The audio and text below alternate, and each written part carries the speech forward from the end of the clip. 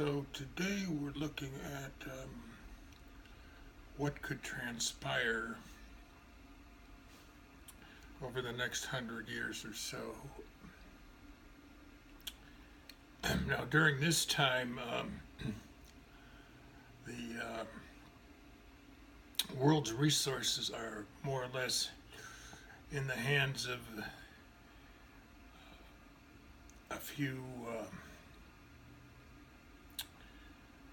groups of elite men, primarily within the financial sector.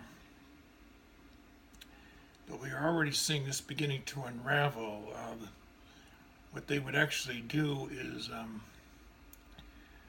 go into these independent nations, Arab nations, or nations that were formerly under the Soviet Empire, and then they would offer them loans or money in order to get them to break away from their old loyalties, in effect acting as destabilization of the governments.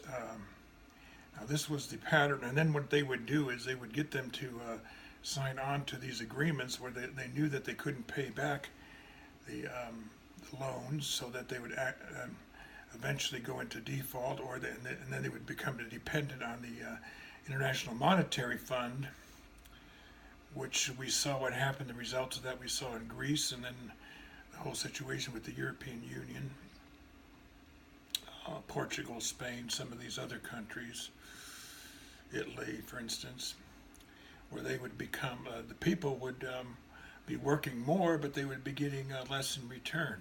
They would live in a state of almost complete impoverishment. So we see the first thing we're seeing is that Iceland, the government of Iceland made a decision not to go along with the bankers, in effect to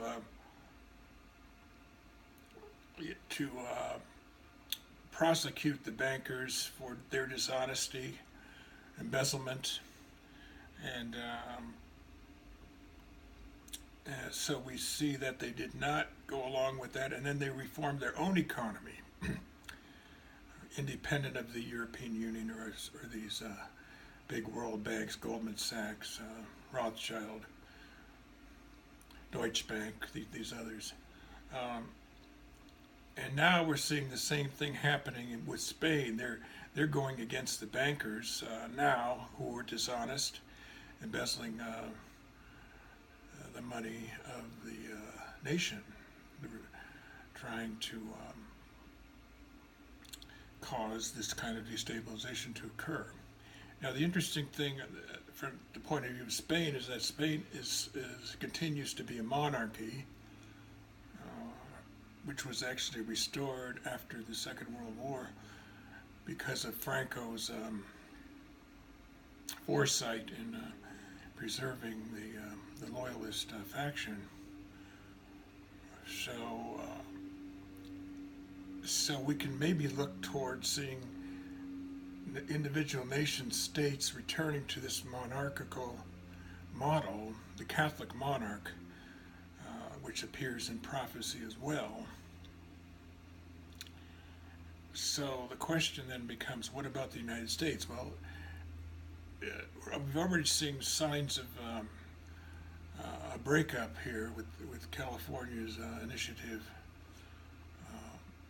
the proposition to be on the ballot to become independent of the United States as a separate sovereign nation. And so this is really what the major